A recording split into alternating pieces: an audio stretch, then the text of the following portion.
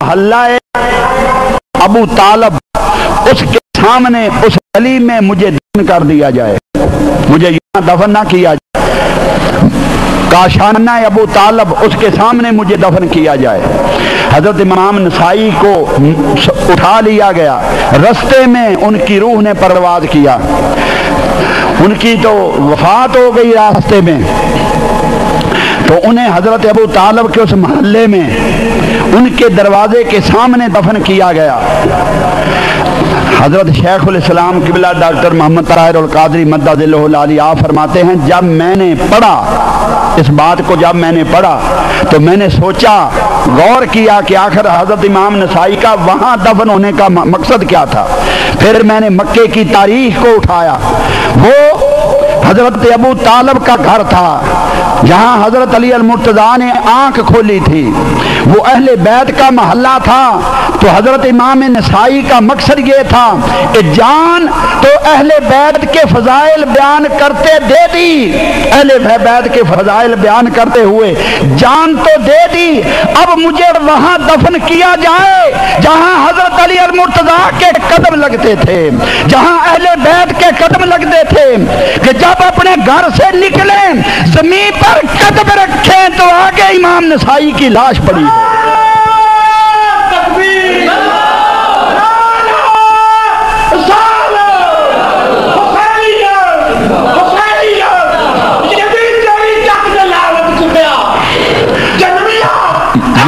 یہ تاریخ تھی حضرت امام نسائی کی، یہ تاریخ تھی حضرت امام نسائی کی۔ میں نے ایک نمونے کے طور پر ایک واقعہ بتایا، اس پوری تاریخ کو بیان کیا جائے گا۔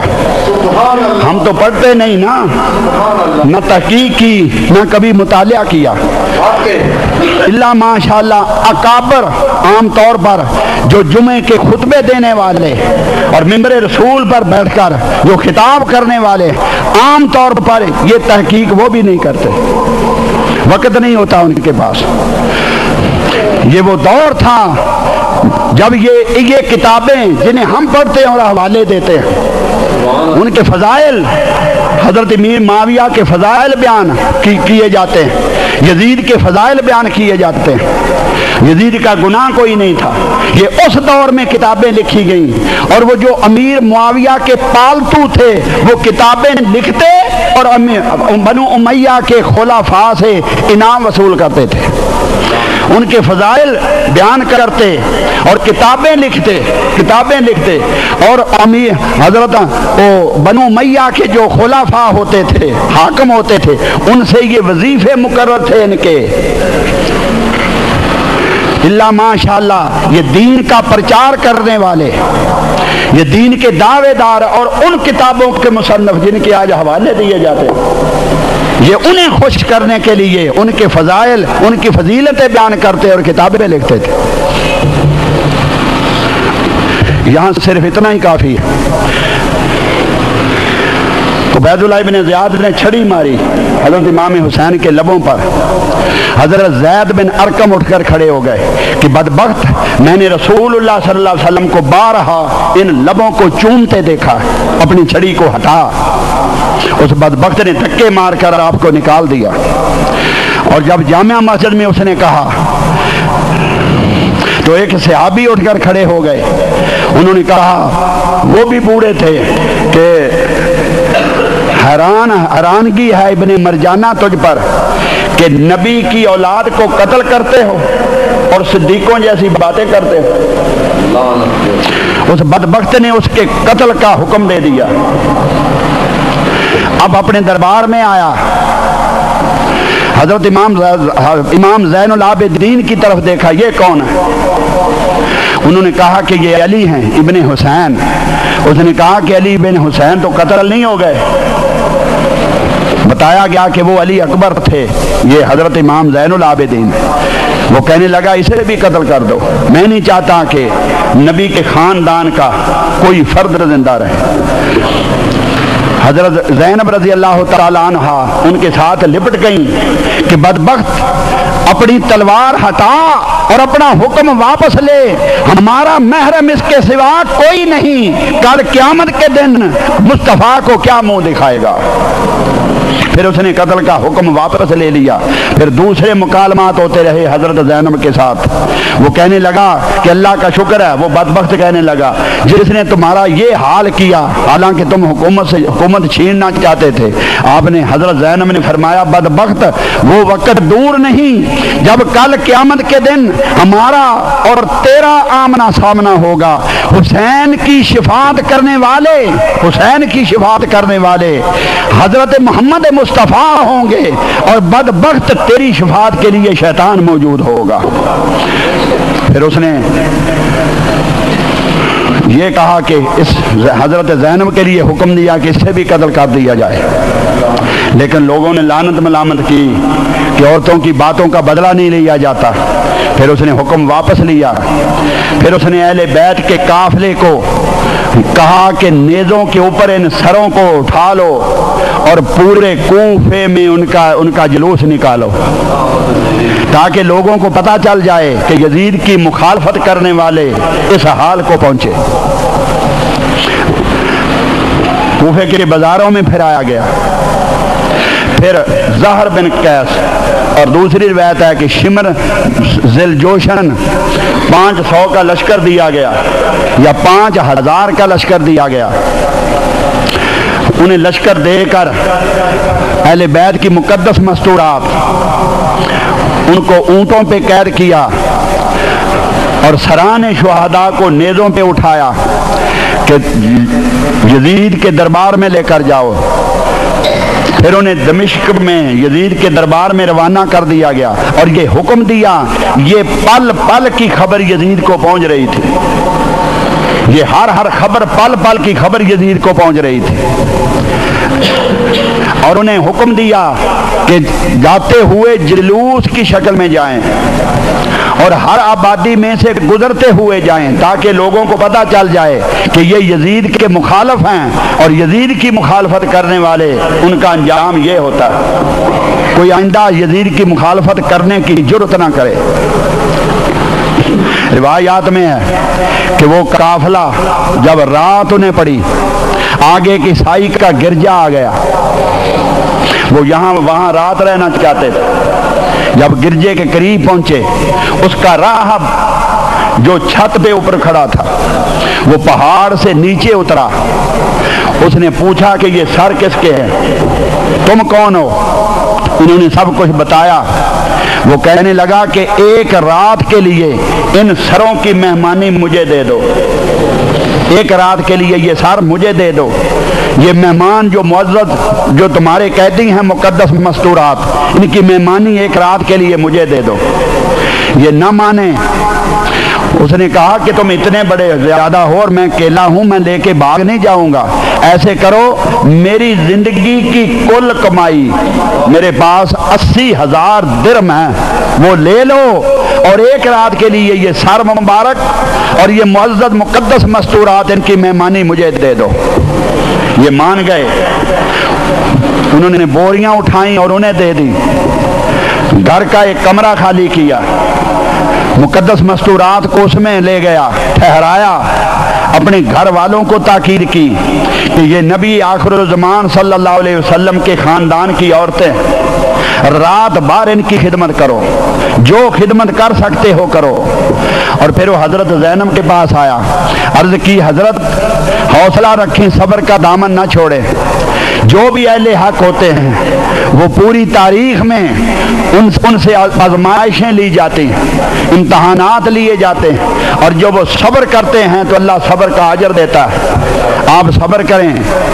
वो एक रात के लिए अपने घर वालों को कहा कि उनकी खिदमत करें। फिर उसने सरे हुसैन को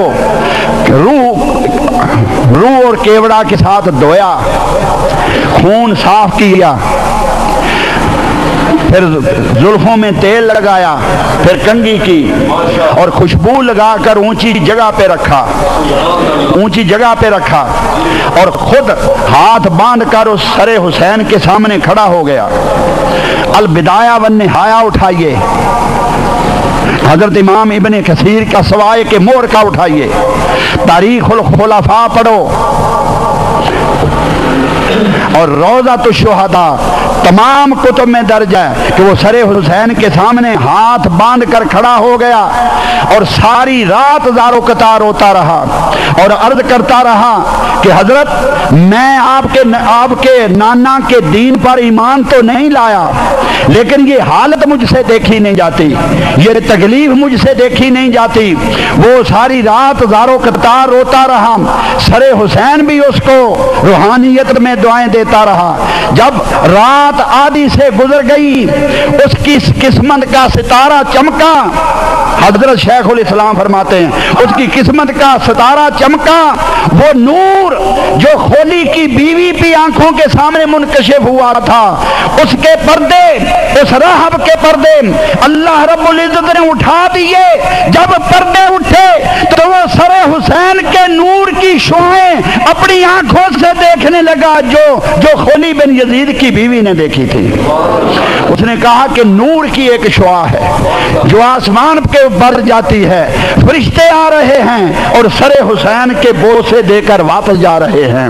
جب اس کی قسمت کا ستارہ چمکا، وہ نور منکشف اس کی آنکھوں کے سامنے ہوا تو زنار کفر توڑا، دین باطل سے منہ موڑا اور اس کی زبان سے بے ساختہ کلمہ طیبہ جاری ہو گیا۔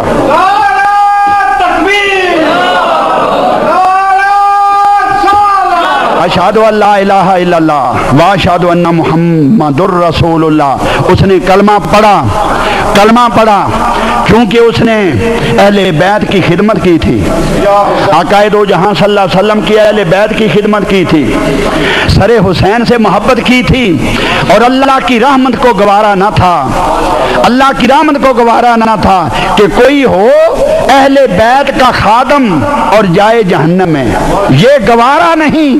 اللہ رب العزت نے اس کی آنکھوں کے پردے اٹھائے اور آنکھوں کے پردے اٹھا کر اسے ایمان عطا کیا، پھر جنت اسے الاٹ فرما دی۔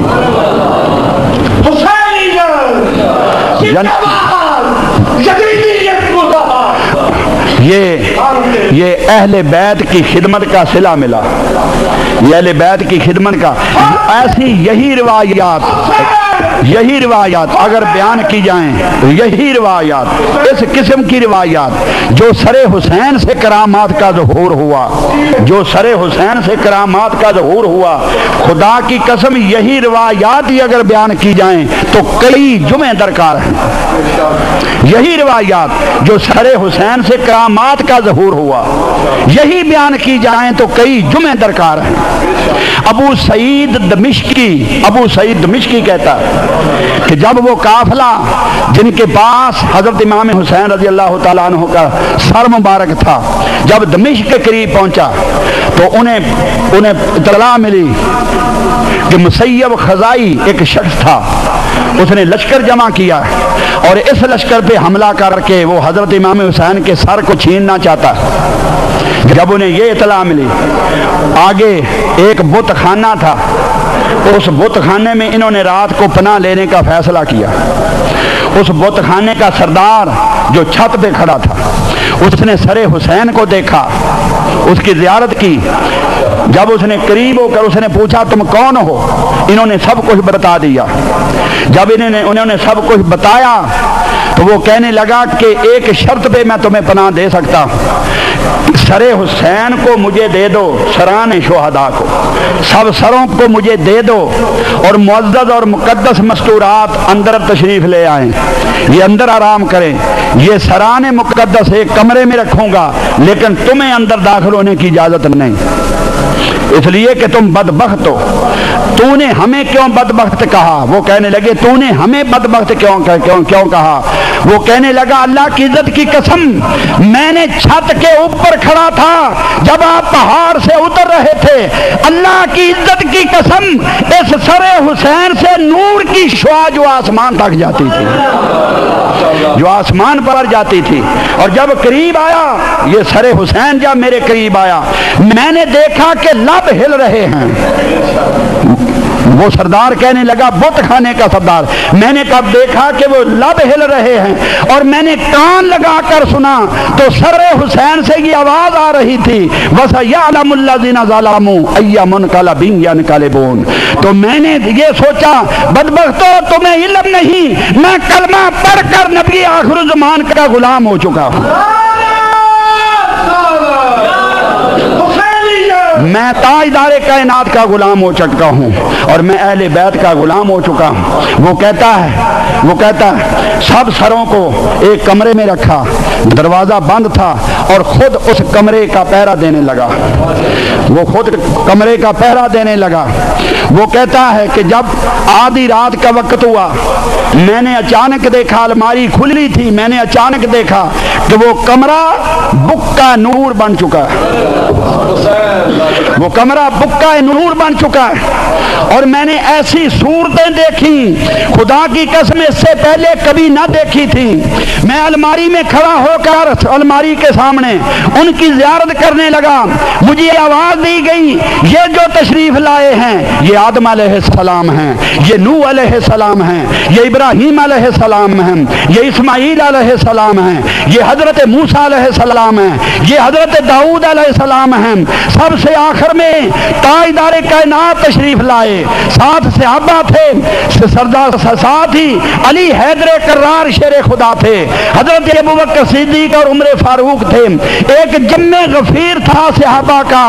جب تاجدار کائنات صلی اللہ علیہ وسلم تشریف لائے وہ حضرت امام حسین کو کے سر مبارک کے بوس سے لے کر واپس تشریف لے جا رہے تھے۔ یہ دوسری کرامت میں نے عرض کی کہ انہی کرامتوں کا اگر ذکر کیا جائے تو کئی جمعے درکار ہیں۔ جو سر حسین سے کرامات کا ظہور ہوا، حلب سے نیچے اترتے وقت ایک قلعہ ہے جس کا نام حران ہے، شام میں ہے، قلعہ حران شام میں ہے۔ اس قلعے کے اوپر ایک قلعہ تھا، اس کا قلعہ دار عزیز بن ہارون یہودی تھا، وہ سب یہودی آباد تھے اور ان کا کاروبار تھا، وہ کپڑا بنتے تھے، ریشمی کپڑا، اور ان کا بنا ہوا کپڑا عراق، شام اور حجاز تک مشہور تھا۔ جب اس کے قریب یہ قافلہ پہنچا تو ان کی ایک کنیز تھی جس کا نام شیریں تھا۔ وہ حضرت شہر بانو جب وہاں سے قید ہو کر آئی تھی تو ان کے پاس 100 لونڈیاں تھیں، ان میں یہ شیریں بھی تھی۔ وہ واقعہ لمبا ہے۔ اس شیریں نے اجازت لی حضرت شہر بانو سے کہ حضرت مجھے آپ نے آزاد کیا اور مجھے آپ نے نئے کپڑے دیے تھے، اپنا زیور عطا کیا تھا، آج اس مصیبت کے وقت میں اجازت مانگتی ہوں، میں آزاد ہو کر آپ نے مجھے آزاد کیا تھا لیکن زندگی بھر آپ کی خدمت کرتی رہی، میں نے آپ سے کچھ نہیں مانگا، کوئی معاوضہ نہیں مانگا، لیکن آج وقت ہے میں معاوضہ مانگتی ہوں، اپنی زندگی بھر جو آپ کی خدمت کی میں اس کا معاوضہ مانگتی ہوں۔ حضرت شہر بانو نے فرمایا بتا، وہ کہنے لگی کہ جواب دو کہ مجھے عطا کرو گے؟ آپ نے فرمایا، آپ نے رو پڑی، اس بے سر و سامانی کے عالم میں ہم آپ تجھے کیا دے سکتے ہیں؟ وہ کہنے لگی کہ وعدہ کرو جو میں کہوں گی، نہ تو نہیں کرو گے؟ شہر بانو نے فرمایا نہیں کریں گے۔ وہ کہنے لگی مجھے اجازت دو، یہ سامنے قلعہ ہے، یہ شہر ہے، میں اس میں جا کر اپنا زیور بیچ کر، یہ جو پھٹے پرانے کپڑے آپ نے زیب تان کر رکھے ہیں مجھ سے یہ برداشت نہیں ہوتا، میں اس شہر میں جا کر اپنا زیور بیچ کر آپ کی خدمت کے لیے یہ کپڑے اور تحائف لے کر آنا چاہتے۔ انہوں نے اجازت دی، سنو، انہوں نے اجازت دی۔ رات کا وقت تھا، صبح اذان کے وقت وہ لڑکی اٹھی، وہ شیریں لڑکی اٹھی، اس نے قلعے کا دروازہ جا کر کھٹکھٹایا، ابھی اس نے ہاتھ دروازے پر مارا ہی تھا، اندر سے آواز آئی شیریں ٹھہر جا، میں دروازہ کھولتا ہوں۔ وہ حیران ہوئی کہ مجھے جاننے والا کون ہے۔ جب اس نے دروازہ کھولا تو اس لڑکی نے پوچھا کہ تو کون ہے؟ اس نے کہا میں اس قلعے کا سردار ہوں، میرا نام عزیز بن ہارون ہے۔ وہ اپنے گھر لے گیا۔ اس لڑکی نے پوچھا کہ تجھے میرا نام کس نے بتایا، تم کس مذہب سے تعلق رکھتے ہو؟ وہ کہنے لگا میں یہودی ہوں۔ تو تجھے میرا نام کس نے بتایا؟ اس نے کہا کہ میں سو رہا تھا، میں سو رہا تھا، خواب میں حضرت موسیٰ اور حضرت ہارون آئے۔ خواب میں حضرت موسیٰ علیہ السلام اور حضرت ہارون علیہ السلام آئے۔ ان کے غم کی کیفیت ہے، ان کے بال کھلے ہوئے ہیں، گرد آلود ہے ان کا لباس۔ میں نے عرض کی حضرت یہ کیا ماجرا ہوا؟ وہ کہنے لگا نبی آخر الزمان حضرت محمد مصطفیٰ صلی اللہ علیہ وسلم کے نواسے حضرت حسین کو ساتھیوں سمیت کربلا میں بے دردی کے ساتھ شہید کر دیا گیا۔ ہم کربلا سے آ رہے، میں نے عرض کی کہ حضور آپ حضرت محمد مصطفیٰ کو جانتے ہیں؟ تو حضرت موسیٰ علیہ السلام نے فرمایا وہ حضرت محمد مصطفیٰ ہیں جن کی خاطر رب ذوالجلال نے اس کائنات کو پیدا کیا ہے، اور جن کی نبوت پر ایمان لانے کے صلے میں صدقے ہمیں نبوتیں ملی تھی۔ مجھے کلیم اللہ یہ لقب مجھے اس محمد مصطفیٰ کے صدقے ملا، ذبیح اللہ کو لقب محمد مصطفیٰ کے لقب ملا، خلیل اللہ کو یہ منصب محمد مصطفیٰ کے صدقے ملا۔ اللہ حاضر قیاس حضرت موسیٰ علیہ السلام نے فرمایا ہم سب کو ان پر ایمان لانے کا حکم ہے، اور جو ان پر ایمان نہیں لاتا وہ بدبخت کافر و فاجر ہے۔ عزیر بن ہارون جلد جا، ان کا قافلہ اس قلعے کے قریب پڑاؤ کیے ہوئے، ان کی خدمت میں جا، کلمہ پڑھ اور ان کی خدمت کر کے جنت حاصل کر لے۔ میں اس لیے آیا ہوں کہ حضرت نشانی کیا ہے کہ مجھے آپ نے بتایا۔ حضرت موسیٰ علیہ السلام نے فرمایا جب تو دروازے پہ پہنچے گا، ان کی کنیز جس کا نام شیریں ہے وہ ان کی خدمت کرنے کے لیے شہر میں آنا چاہتی ہے، جب تو دروازے پہ پہنچے گا وہ دروازہ کھٹکھٹا رہی ہوگی۔ وہ آیا حضرت امام زین العابدین کی خدمت میں، وہ آیا کلمہ پڑھ کر مسلمان ہوا، اس کے جتنے ساتھی تھے سب مسلمان ہوئے۔ اس نے تحائف پیش کیے، کپڑے پیش کیے، 1000 کے لگ بھگ درہم پیش کیے، اور روایات والے کہتے ہیں جب اس نے کلمہ پڑھا تو حضرت زین العابدین نے اس شیریں کا نکاح حضرت زین العابدین اس شیریں کا نکاح اس عزیر بن ہارون کے ساتھ کر دیا۔ پھر اس کے بعد آگے بڑھے، یہ کرامات میں نے عرض کی کہ سرے حسین سے جو کرامات کا ظہور ہوا، اگر ان کا ہی ذکر کیا جائے اللہ کی عزت کی قسم کئی جمعے درکار ہیں، لیکن وقت اجازت نہیں دیتا۔ اب دوسری طرف آتے ہیں، وہ قافلہ سرے حسین اور اہل بیت کی مقدس مستورات کو، ان قیدیوں کو لے کر دمشق میں داخل ہو گیا۔ یزید نے دربار لگایا، اطلاع اسے پل پل کی مل رہی تھی۔ حمید بن بکر کہتا ہے کہ میں ابن سعد کے بچوں کی خیریت کی خبر لے کر گیا ہوا تھا، میں اس وقت پاس بیٹھا تھا۔ یزید نے سب لوگوں کو اپنے دربار میں آنے کی دعوت دی، جو یزید کہا جاتا ہے کہ راضی نہ تھا۔ اب اصل مضمون کی طرف آئے، یزید نے دربار لگایا اور تخت پر بیٹھا، رعونت کے ساتھ۔ وہ پہلا بدبخت مسلمان بظاہر کلمہ پڑھنے والا، وہ پہلا تھا جس کے چہرے پر رعونت تھی۔ اس سے پہلے کوئی مسلمان تاجدار متکبر نہ تھا، یہ تکبر یزید سے شروع ہوا،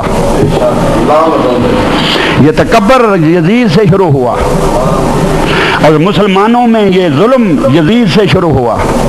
اور اگلی سنو، جس کرپشن کا دنیا میں آج دور ہے، جس کرپشن کا حکمران کرپٹ اور سیاسی رشوت جو آج عروج پہ پہنچ چکی، جنہوں نے پاکستان کو اور دنیا کو کھوکھلا کر دیا، اس سیاسی رشوت کا آغاز حضرت امیر معاویہ کے دور سے ہوا تھا۔ قیامت تک جو کچھ ہوگا اس کا ثواب حضرت امیر معاویہ کو جائے گا، اس سے آگے میں کچھ نہیں کہتا۔ یزید بیٹھا دربار پہ، تخت پہ بیٹھا، حضرت امام حسین رضی اللہ تعالی عنہ کا سر مبارک تشت میں رکھ کر اس کے سامنے رکھا گیا۔ اس کے ہاتھ میں بھی چھڑی تھی، اس کے ہاتھ میں بھی چھڑی تھی، اس نے وہ چھڑی دندان مبارک پہ ماری۔ حضرت انس بن مالک فرماتے ہیں کہ حضرت امام حسین رضی اللہ تعالیٰ عنہ مشابہ تھے آقا دو جہاں صلی اللہ علیہ وسلم کے ساتھ. اس نے چھڑی دلبان مقدسہ پر ماری اور حسن کی تعریف کرنے لگا. حضرت ابو درداء اسلمی حضور صلی اللہ علیہ وسلم کے صحابی جو بوڑھے ہو چکے تھے دربار میں بیٹھے تھے, وہ پکارے کہ اے یزید اپنی چھڑی ہٹا, خدا کی قسم مصطفیٰ ان لبوں کے بوسے دیا کرتے تھے. تاجدار کائنات صلی اللہ علیہ وسلم ان لبوں کے بوسے لیا کرتے تھے, اپنی چھڑی ہٹا. اب سنو,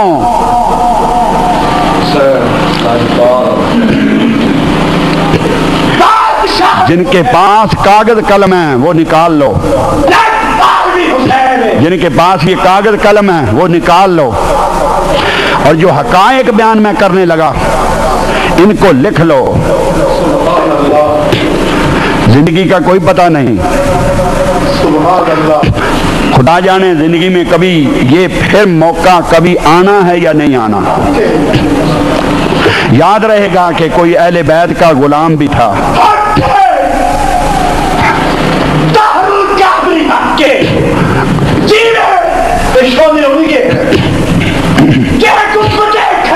یزید کہنے لگا, یزید نے بڑے دربار میں کتابوں کے نام میں نے آپ کو گنوا دیے.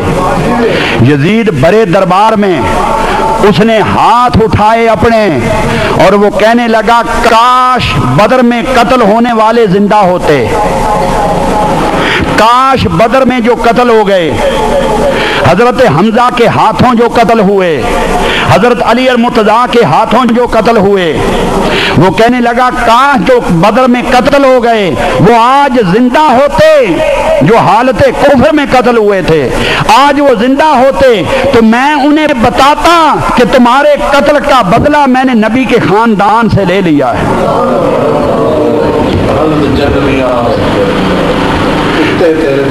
خدا کی قسم مر جانے کو جی چاہتا ہے جب مسلمانوں کی زبان سے یہ سنتے ہیں کہ یزید رضی اللہ عنہ, یزید امیر المومنین, بنو امیہ خاندان کے تھے. حضرت عمر بن عبدالعزیز بنو امیہ خاندان کے تھے. ان کے دربار میں کسی نے یزید کو امیر المومنین کہہ دیا. حضرت عمر بن عبدالعزیز نے اس کو 20 کوڑوں کی سزا دی تھی. بنو امیہ کا تھے حضرت عمر بن عبدالعزیز. آج عمر بن عبدالعزیز کہاں سے آئے, کاش عمر بن عبدالعزیز کہاں سے آئے جو اہل بیت کی شان کو دوبالا کرے. اگر عمر بن عبدالعزیز نہیں تو مسلمانوں تم تاجدار کائنات صلی اللہ علیہ وسلم کے امتی تو ہو. کم از کم اگر بیان نہیں کر سکتے تو رضی اللہ عنہ ہی نہ کہو. میرے آقا صلی اللہ علیہ وسلم کی روح طیبہ پہ کیا گزرتی ہوگی, حضرت امام حسین کی روح طیبہ پہ کیا گزرتی ہوگی.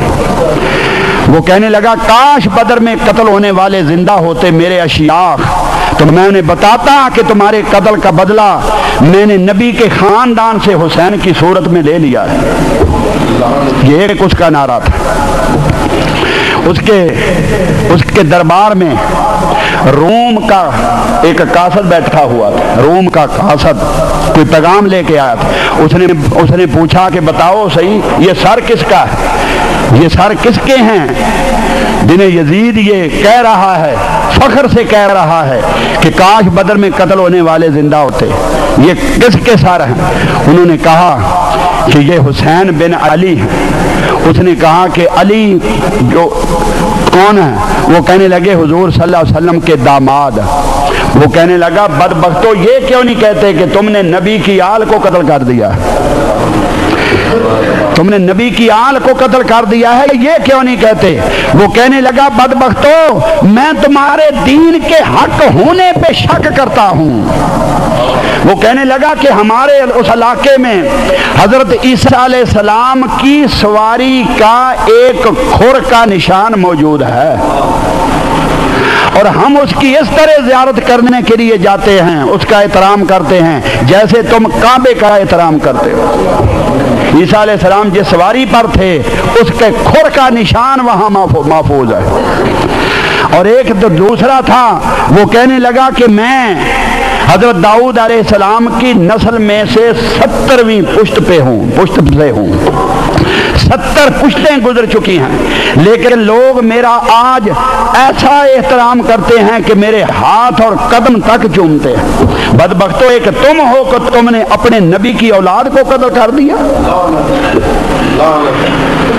پھر اس نے جلوس نکالا، وہ جو یزید کہا جاتا ہے کہ حسین کے قتل پہ راضی نہ تھا، پھر اس نے جلوس نکالا کہ دمشق کے بازاروں میں پھرایا جائے، جلوس نکالا جائے۔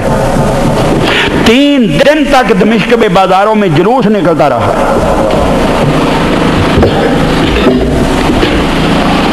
3 دن تک جلوس نکلتا رہا۔ منہال بن عمر روایت کرتے ہیں، منہال بن عمر کہ جلوس جا رہا تھا، سامنے ایک مکان تھا، اس کی دوسری منزل پر اندر بیٹھا کوئی شخص قرآن پڑھ رہا تھا، سورہ کہف کی تلاوت کر رہا تھا، سر حسین نیزے پر تھا۔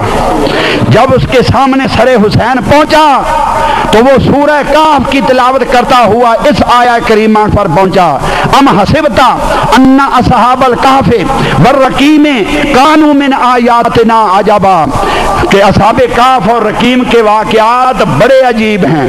منہال بن عمر کہتے ہیں سر حسین کو زبان مل گئی، آپ نے فصیح زبان میں کہا کہ اصحاب کہف کے واقعات پہ تعجب کرنے والے، میرا اس طرح مدینے سے نکل کر مکہ آنا، مکہ سے کربلا پہنچنا اور سارے جانساروں کو شہید کروا کے اس طرح میرے سر کا قلم ہو جانا اور نیزے پہ چڑھ کر دمشق کے بازاروں میں پھرایا جانا، یہ اصحاب کے واقعات سے زیادہ عجیب تر ہے۔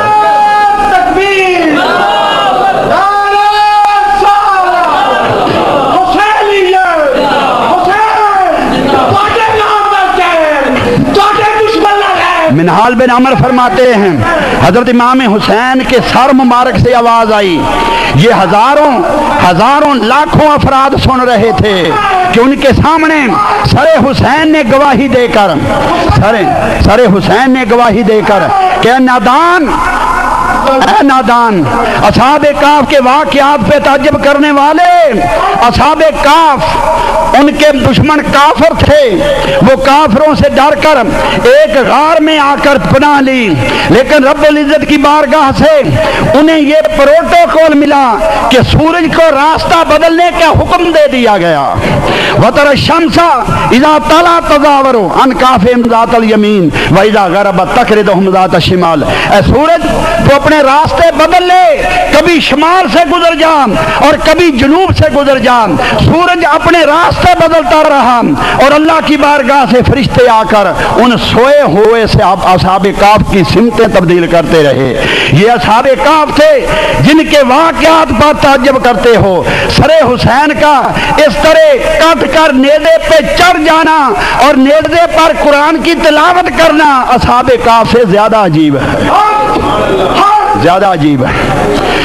3 دن تک دمشق کے بازاروں میں پھرایا گیا۔ سر حسین نے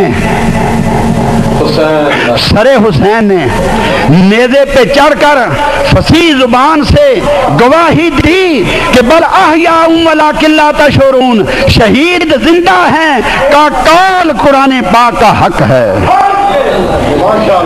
یہ سر حسین نے گواہی دی، سر حسین نے گواہی دی۔ پھر آگے آؤ، 3 دن تک دمشق کے بازاروں میں پھرایا گیا۔ پھر اس نے سب کچھ کر لیا۔ جب اس نے لوگوں کے تیور بدلتے دیکھے، لوگوں کے تیور بدلتے دیکھے، لوگوں کا غیظ و غضب دیکھا، لوگوں کے چہرے دیکھے کہ جو دھاک میں بٹھانا چاہتا تھا یہ تو لاوا ابل رہا ہے، اندر سے یہ لوگ سخت ناخوش ہیں، میں کیا کر بیٹھا، کہیں یہ نہ ہو کہ یہ پھٹ پڑے اور سب کچھ خسو خاشاک کی طرح بہا لے جائے۔ پھر اس نے پینترا بدلا، یہ حوالے اب دیے دے جاتے ہیں، یہ حوالے اب میں جو جہاں آیا ہوں، یہ سب کچھ ہو چکا تھا۔ جب لوگوں کے تیور بدلتے دیکھے تو پھر اس نے مستورات کو، اہل بیت کی مستورات کو اپنے گھر بھیجا، انہیں زیورات دیے جو ان بدبختوں نے کربلا میں چھین لیے تھے، زیورات دیے، بدلے میں زیورات دیے. پھر حضرت علی اکبر کو بٹھایا, اپنے ساتھ کھانا کھلایا. کہا جاتا ہے کہ کھانا کھلایا, یہ واقعہ پیش آیا تھا. علی اکبر نے کھانا کیا تھا, کیا کھانا تھا؟ حضرت امام جعفر الصادق سے پوچھو. حضرت علی اکبر رضی اللہ تعالیٰ عنہ حضرت زین العابدین کے بیٹے حضرت جعفر الصادق, آپ فرماتے ہیں کہ میری عمر 18 برس تھی اس وقت تک, اور جب کربلا کا واقعہ رونما ہوا تھا ابھی حضرت زین العابدین کی شادی بھی نہ ہوئی تھی, ابھی شادی نہ ہوئی تھی, بعد میں شادی ہوئی. تو 18 سال کا بیٹا اپنے باپ پہ سوال کرتا ہے حضرت زین العابدین پر, ابا جی میں زندگی بھر کبھی آپ کو ہنستے نہیں دیکھا. حضرت زین العابدین جب کھانا کھاتے, کھانا دیکھتے تو رونے لگتے. ہر وقت آپ روزے سے رہتے تھے, بعد میں زندگی بھر سارا دن روزے سے رہتے, کبھی آپ نے روزے کا ناغہ نہ کیا. جب افطاری کا وقت آتا تو راوی کہتے ہیں جب آپ کے سامنے کھانا اور پانی آتا, کھانا دیکھ کر بھی رو پڑتے, پانی دیکھتے رو پڑتے. کاش یہ کھانا میرے ابا کو نہ ملا, علی اکبر کو نہ ملا, علی اصغر کو نہ ملا. زندگی انہوں نے روتے ہوئے گزار دی. یہ تو بعد میں جنہوں نے ساری عمر آپ چند گھونٹ پانی کے پیتے, ان میں بھی آپ کے آنسو مل جاتے. یہ تو جو جنہوں نے دیکھا وہ کہتے ہیں کہ زندگی بھر کبھی آپ نے کھانا نہ کھایا. اس دن یزید کے ساتھ کیا کھانا تھا, جنہوں نے سب کچھ لوٹ لیا تھا. اب زین العابدین کیا کہتے, کہا جاتا ہے کہ یزید نے راضی کر لیا تھا, راضی کر لیا تھا. یزید نے کہا کہ یہ جو کچھ ہو گیا اسے دل سے اتار دیں, اب مجھے بتائیں میں آپ کی خدمت کیا کر سکتا. یہ حوالے دیے جاتے ہیں. یزید نے کہا میں آپ کی خدمت کیا کر سکتا ہوں, خاندان کا کچھ بھی نہ چھوڑا جائے, سب کچھ کچل مسل دیا جائے, پھر ایک بچے جو ان میں سے اسے کہا جائے کہ میں آپ کی کیا خدمت کر سکتا ہوں, جو یہ کہے کہ اسے افسوس ہوا, پھر اس کی عقل پہ ماتمی کیا جا سکتا ہے.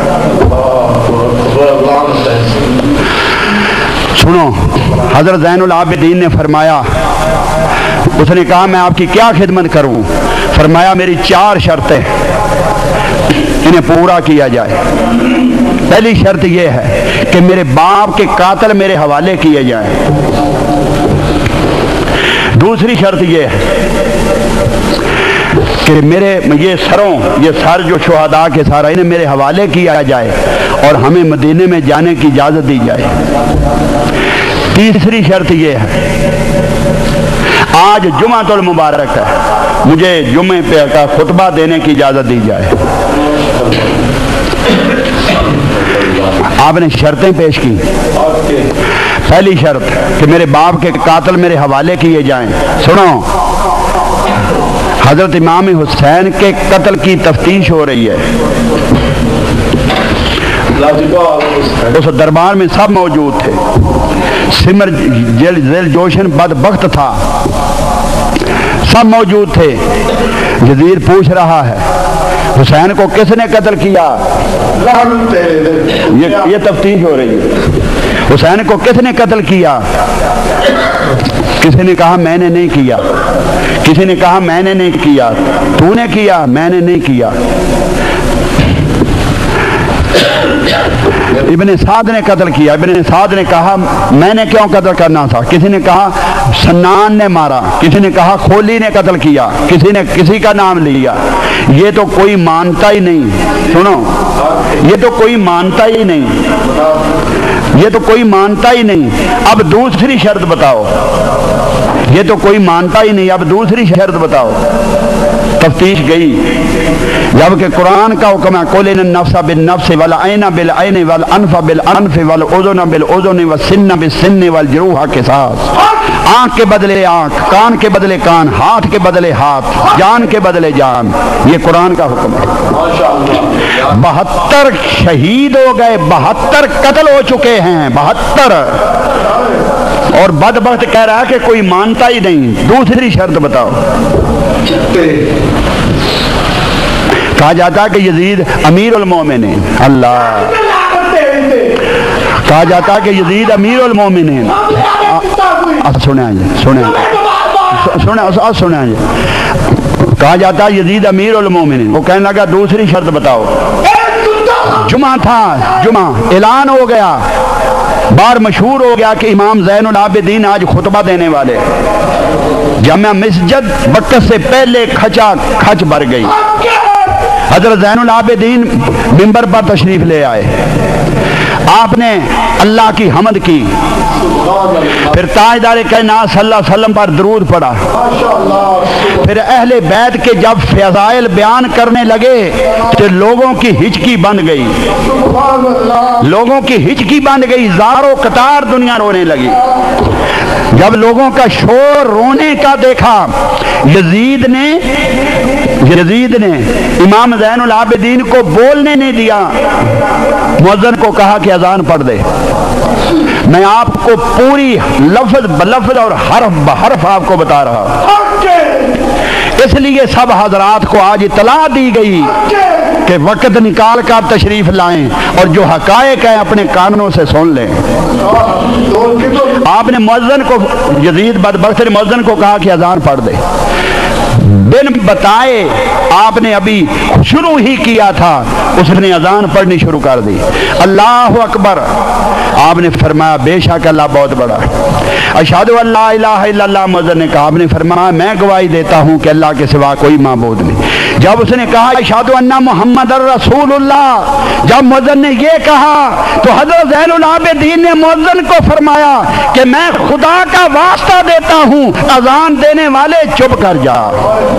جب وہ چپ ہوا، حضرت زین العابدین گرجے اس منبر پہ، یزید کو مخاطب کر کے فرمایا یزید بتا، حسین تیرا نبی محمد مصطفیٰ تیرا نانا تھا یا میرا نانا تھا؟ تیرا نانا تھا یا میرا نانا تھا؟ اگر اپنا کہے گا کو تو جھوٹ بولے گا، بے شک حسین میرا نانا تھا۔ اگر وہ میرا نانا تھا تو بتا میرے باپ کو قتل کیوں کیا؟ بتا میرے باپ کو قتل کیوں کیا؟ یہاں تک حضرت زین العابدین نے فرمایا تھا، اس نے کہا تکبیر پڑھو، نماز کا ٹائم ہو گیا۔ یہ سب کچھ دمشق میں ہوا، جماعت ہو گئی، پھر وہاں سے باہر نکلے۔ حضرت زین العابدین کیا کرتے؟ نعمان بن بشیر کو بلایا، اسے یزید نے حکم دیا، یزید نے حکم دیا کہ انہیں بحفاظت مدینہ پہنچا دے۔ جب وہاں سے قافلہ چلا، حضرت زینب نے فرمایا کہ اگر اجازت دو، مناسب سمجھو تو ہم براستہ کربلا جانا چاہتے ہیں۔ اگر کسی نے دفن نہیں کیا تو کم از کم اپنی لاشوں کو ہم دفن کر سکیں گے۔ جب کربلا پہنچے، کربلا جا پہنچے تو 20 صفر کی تاریخ تھی، 40 دن ہو چکے تھے۔ قریب ایک بستی تھی غافریہ، وہاں کا قبیلہ بنو سعد، اس نے تیسرے دن ہی آ کر شہداء کو دفن کیا، اور اس دن 20 صفر 40 دن ہو چکے تھے، اس دن انہوں نے حلیم پکایا ہوا تھا۔ 10 محرم کو عام طور پر آپ دیکھتے ہیں نا کہ حلیم پکتے ہیں، یہ ان کی سنت ہے۔ حلیم پکایا ہوا تھا اور دعا ہو رہی تھی وہاں۔ جب اہل بیت کا قافلہ پہنچا تو کوہرام مچ گیا۔ حضرت زینب اور دوسرے قافلے کے لوگ زاروں قطار وہاں جا کر رونے لگے کہ یا محمد مصطفیٰ، حضرت زینب پکاری کہ اے رب العزت، جب یہ سب کچھ ظلم ہوا تو نے اس زمین کی پایا کیوں نہ پلٹ دی، تو نے اس کا پاسا کیوں نہ پلٹ دیا، اس وقت قیامت قائم کیوں نہ ہو گئی۔ یہ جذبات تھے حضرت زینب اور دوسری مقدس مستورات کے۔ جب پھر مدینے پہنچے تو پھر مدینے میں کیا تھا؟ اہل مدینہ باہر نکل آئے، سب اہل مدینہ باہر نکل آئے۔ حضرت زینب کو جھنجھوڑ کر پوچھتی تھی حضرت سغرا، بتا اصغر کہاں، بتا علی اکبر کہاں، بتا علی اکبر کہاں، بتا فلاں کہاں۔ اس وقت ہوش نہ تھی کسی کو رونے سے، آہو بکا تھی، ایسے معلوم ہوتا تھا کہ قیامت آ گئی۔ مدینے میں 4 دفعہ قیامت قائم ہوئی۔ ایک اس دن جس دن اہل بیت کا لٹا پٹا قافلہ مدینے پہنچا تھا، حضرت ام عقیل، حضرت ام لقمان بنت عقیل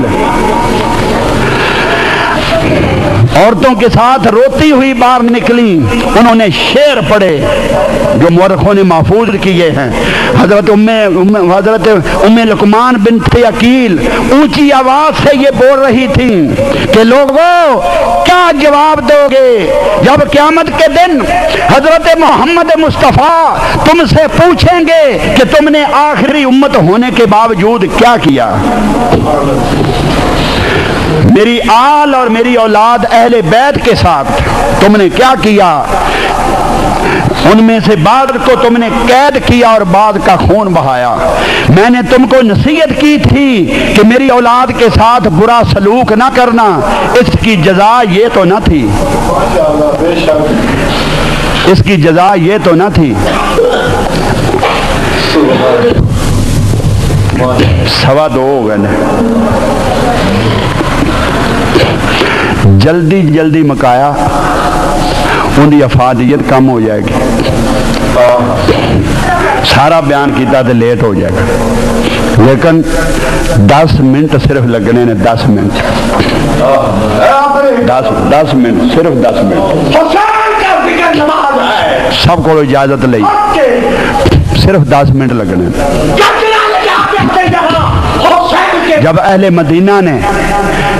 مدینہ نے یہ سب کچھ ہو گیا، یہ سب کچھ جب ہو گیا، یزید یہاں سے فارغ ہوا تو تاریخ والے لکھتے ہیں، صاحب البدایہ والنہایہ لکھتے ہیں، حضرت امام جلال الدین سیوطی تاریخ الخلفاء میں لکھتے ہیں کہ بدبخت وہ پہلے ہی تھا، اب بدبختی کی انتہا ہو گئی۔ وہ بدبخت فاجر تو پہلے ہی، زانی تو پہلے ہی تھا، اب سوتیلی ماؤں بہنوں کے ساتھ بھی زنا کرنے لگا۔ یہ حقیقت ہے جو میں آپ کو بتا رہا ہوں۔ البدایہ والنہایہ میں نے عرض کی، حضرت امام ملا حسین کاشفی کی روضۃ الشہداء پڑھو، جتنی کتب ہیں تاریخ کی، جتنے ائمہ اعظام نے لکھا ہے سب کو پڑھ لو۔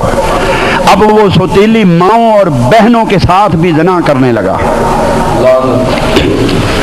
جب اہل مدینہ نے یہ سب کچھ دیکھا تو اہل مدینہ نے اس کی بیعت سے انکار کر دیا، اس کی بیعت سے نکل گئے۔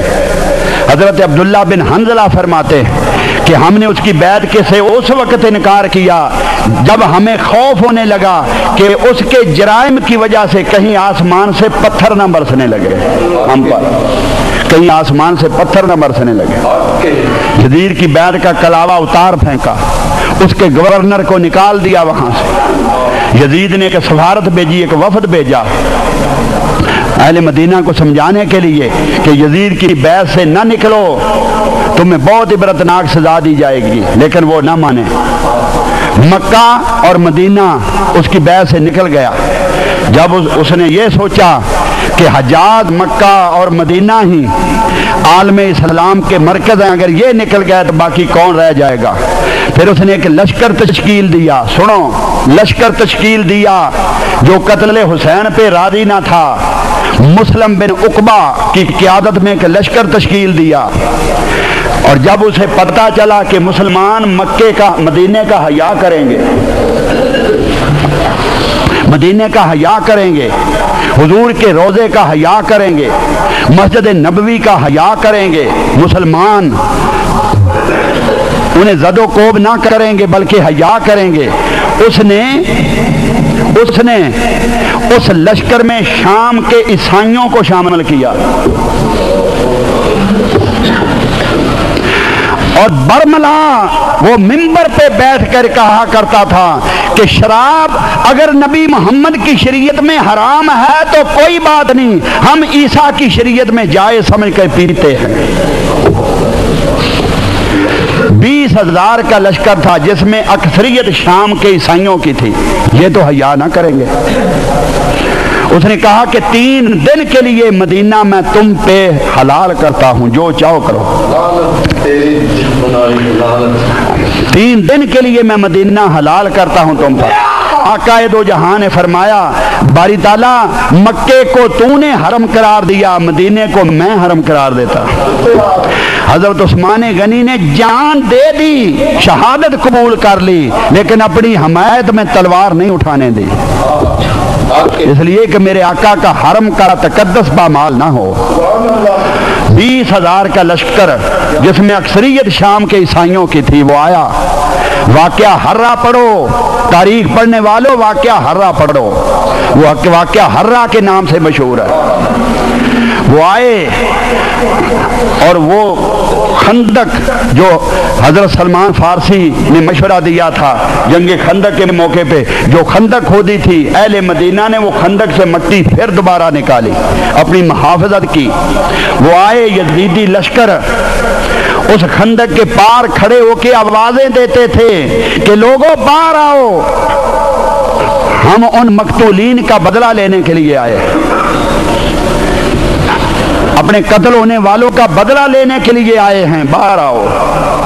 پھر انہوں نے خندق کو عبور کیا، خندق کو عبور کیا اور مدینے میں داخل ہو گئے۔ بے جگری سے لوگ لڑے لیکن اس لشکر کے سامنے ان کی پیش نہ گئی۔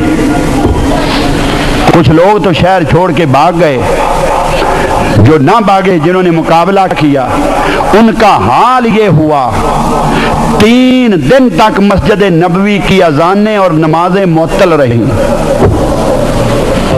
نہ اذان ہوتی تھی نہ جماعت ہوتی تھی۔ ان بدبختوں نے گھوڑے اور خچر مسجد نبوی میں باندھے، 3 دن تک گھوڑے اور خچر یزیدی لشکر کے مسجد نبوی میں باندھے تھے۔ وہ لید اور پیشاب مسجد نبوی میں کرتے تھے۔ حضرت امام سیری فرماتے ہیں کہ اس واقعے کے بعد کتوں نے مسجد نبوی میں رہنا شروع کر دیا تھا۔ سنو سنو 700 قرآن کے حافظ، 700 قرآن کے حافظ، 1700 صحابہ، 1700 صحابہ، 700 قرآن کے حافظ، اس کے علاوہ یہ شامل کر کے جب انہوں نے مدینہ کو فتح کیا تھا 10,000 افراد کی لاشیں بازاروں اور سڑکوں میں پڑی تھیں، اہل مدینہ کی 10,000 افراد اس نے قتل کیے۔ حضور صلی اللہ علیہ وسلم کی زوجہ مطہرہ حضرت ام المومنین ام سلمہ بھی اس واقعے میں شہید ہوئی، جن کے پاس وہ مٹی تھی جو خون بن گئی تھی۔ حضرت فضیل بن عباس آقا دو جہاں صلی اللہ علیہ وسلم کے چچا زاد بھائی اس واقعے میں شہید ہوئے تھے۔ حضرت عبداللہ بن حنظلہ غسیل الملائکہ، حضرت حنظلہ ان کے بیٹے حضرت عبداللہ اس واقعے میں شہید ہوئے تھے، جنہیں غسل دینے کے لیے جب ان کی لاش میدان احد میں مر نہیں رہی تھی تو آقا دو جہاں کی بارگاہ میں عرض کیا گیا، آپ نے ہاتھ اٹھائے، جبریل حاضر ہو گئے، آ کر عرض کی آقا انہوں نے غسل کرنا تھا، آپ کا حکم پر لبیک کہتے ہوئے جنگ میں شامل ہو گئے تو انہوں نے غسل کرنا تھا، ان کی لاش کو فرشتے جنت میں لے گئے ہیں اور اسے وہاں غسل دے رہے ہیں۔ تھوڑی دیر بعد ان کی لاش سامنے آئی، ان کے بالوں سے پانی کے قطرے ابھی ٹپک رہے تھے۔ غسیل الملائکہ جن کو فرشتوں نے غسل دیا تھا، اس رات کے نتیجے میں جو بچہ پیدا ہوا وہ حضرت عبداللہ تھے، وہ شہید ہوئے۔ 1700 صحابہ، مہاجرین اور انصار اور قرآن کے حافظ 700 ملا کر 10,000 افراد مدینے میں شہید کر دیے گئے جب یزید نے مدینے پہ حملہ کیا۔ اس نے کہا 3 دن کے لیے میں مدینہ حلال تم پہ کرتا، جو چاہو کرو۔ حضرت امام جلال الدین سیوطی تاریخ الخلفاء میں فرماتے، حضرت امام ابن اسیر البدایہ والنہایہ میں فرماتے، سوائے کے مور کا یہ بزرگ فرماتے ہیں کہ 1000 عورتوں نے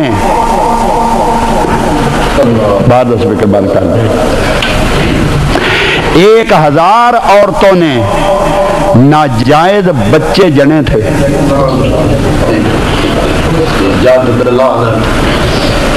یہ زیادتی جو عورتوں کے ساتھ کی گئی، یہ تھا وہ بدبخت۔ جب وہ بیعت لیتے تھے اس کے لیے، ایک عورت نے آ کر کہا تیرے سپاہی میرا بیٹا لے آئے، گرفتار کر کے لے آئے، میں چھڑانے آئی۔ اس بیٹے کو بلایا گیا، عورت کھڑی ہے، وہ عورت کھڑی ہوئی ہے، میرا بیٹا تیرے سپاہی لے آئے، تیرا بیٹا کہاں؟ لایا گیا، سر قلم کیا، تلوار ماری، سر قلم کیا اور سر اس بیٹے اس کی ماں کو دے دیا۔ یہ سب کو یزید کے حکم سے ہو رہا تھا۔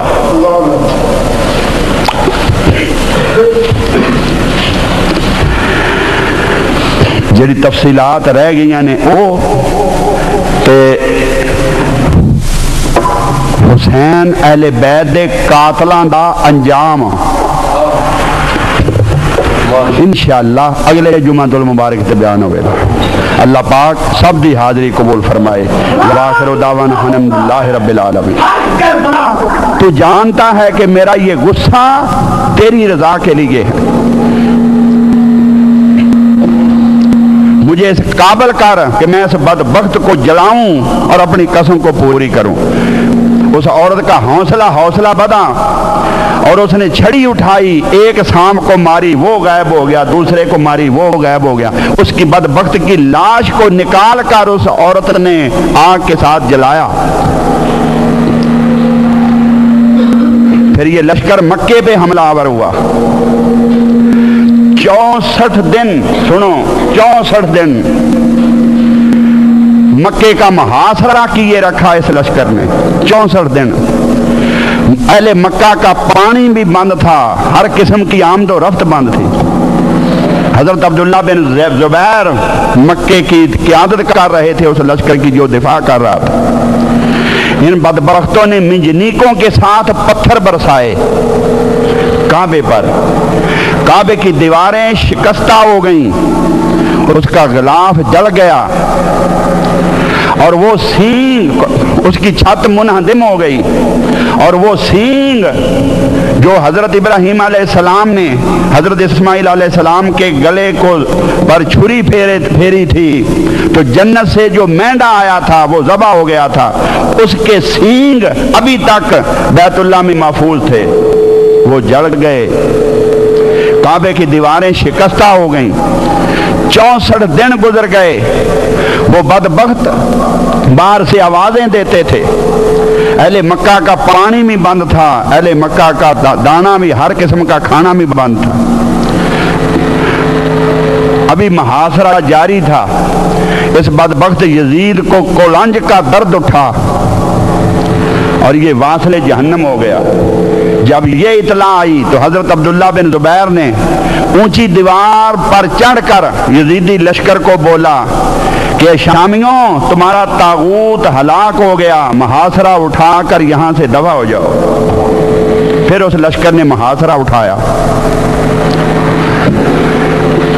یہ سب کچھ ہو گیا۔ پھر اس کا بیٹا مروان بن یزید، معاویہ ثانی یزید کا بیٹا، اسے پھر انہوں نے تخت پہ بٹھا دیا۔ 6 ماہ تک اس نے 3 ماہ تک اس نے وہ حکومت کی، اسے زبردستی انہوں نے وہاں بٹھائے رکھا۔ کتابوں والے کہتے ہیں کہ 3 ماہ وہ اقتدار پہ رہا کہ ایک دن بھی باہر آ کر نہ اس نے دربار لگایا نہ تخت پہ بیٹھا۔ اور پھر اس نے آخری بیان دیا، یزید کے بیٹے نے آخری بیان دیا۔ اس بیان پر میں